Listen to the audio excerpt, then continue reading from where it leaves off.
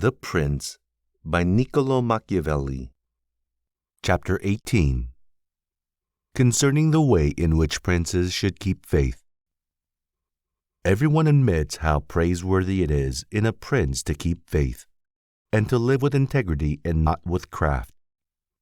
Nevertheless, our experience has been that those princes who have done great things held good faith of little account, and have known how to circumvent the intellect of men by craft, and in the end have overcome those who have relied on their word. You must know there are two ways of contesting, the one by the law, the other by force. The first method is proper to men, the second to beasts. But because the first is frequently not sufficient, it is necessary to have recourse to the second. Therefore, it is necessary for a prince to understand how to avail himself of the beast and the man. This has been figuratively taught to princes by ancient writers, who describe how Achilles and many other princes of old were given to the centaur Chiron to nurse, who brought them up in his discipline. Which means solely that, as they had for a teacher one who was half beast and half man, so it is necessary for a prince to know how to make use of both natures, and that one without the other is not durable.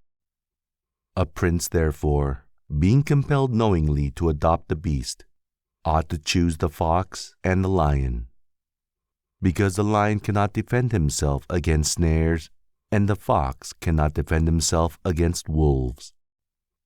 Therefore, it is necessary to be a fox to discover the snares, and a lion to terrify the wolves. Those who rely simply on the lion do not understand what they are about. Therefore, a wise lord cannot, nor ought he to, keep faith when such observance may be turned against him, and when the reasons that caused him to pledge it exist no longer. If men were entirely good, this precept would not hold.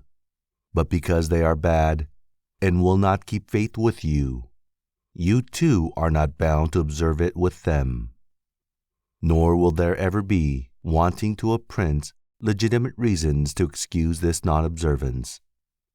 Of this endless modern examples could be given, showing how many treaties and engagements have been made void and of no effect through the faithlessness of princes.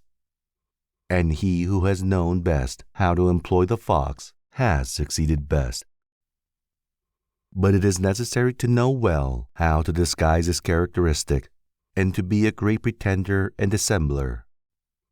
And men are so simple, and so subject to present necessities, that he who seeks to deceive will always find someone who will allow himself to be deceived. One recent example I cannot pass over in silence. Alexander VI did nothing else but deceive men, nor ever thought of doing otherwise, and he always found victims.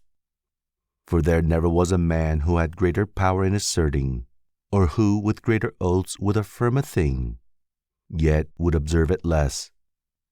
Nevertheless, his deceits always succeeded according to his wishes, because he well understood this side of mankind. Alexander never did what he said. Caesar never said what he did. Italian proverb. Therefore, it is unnecessary for a prince to have all the good qualities I have enumerated, but it is very necessary to appear to have them. And I shall dare to say this also, that to have them and always to observe them is injurious, and that to appear to have them is useful. To appear merciful, faithful, humane, religious, upright, and to be so, but with a mind so framed that should you require not to be so, you may be able to know how to change to the opposite. And you have to understand this, that a prince, especially a new one, cannot observe all those things for which men are esteemed, being often forced, in order to maintain the state, to act contrary to fidelity, friendship, humanity, and religion. Therefore, it is necessary for him to have a mind ready to turn itself accordingly as the winds and variations of fortune force it, yet, as I have said above, not to diverge from the good if he can avoid doing so, but, if compelled, then to know how to set about it. For this reason a prince ought to take care that he never lets anything slip from his lips that is not replete with the above-named 5 qualities, that he may appear to him who sees and hears him altogether merciful, faithful, humane, upright, and religious. There is nothing more necessary to appear to have than this last quality, inasmuch as men judge more by the eye than by the hand, because it belongs to everybody to see you, to few to come in touch with you. Everyone sees what you appear to be. Few really know what you are, and those few dare not oppose themselves to the opinion of the many who have the majesty of the state to defend them. And in the actions of all men, and especially of princes, which it is not prudent to challenge, one judges by the result. For that reason, let a prince have the credit of conquering and holding his state.